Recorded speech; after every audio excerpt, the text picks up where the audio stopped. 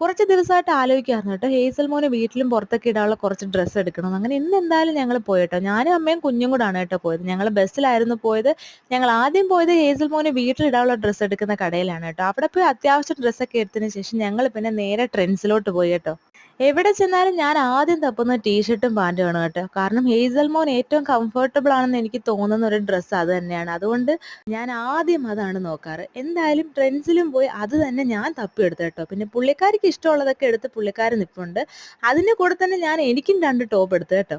പിന്നെ എടുത്ത ഡ്രസ്സെല്ലാം പുള്ളിക്കാരിക്ക് ഇട്ട് കൊടുത്ത് ചേരുമോ ഇല്ലയോ എന്നൊക്കെ ഒന്ന് നോക്കിയതിന് ശേഷം പുള്ളിക്കാരി തന്നെ ആ ഡ്രസ്സൊക്കെ ഇട്ട് വലിയ ഫാഷനും ഷോയൊക്കെ കാണിച്ച് ഫോട്ടോയ്ക്കൊക്കെ പോസ് ചെയ്ത് നിൽക്കുകയാണ് കേട്ടോ.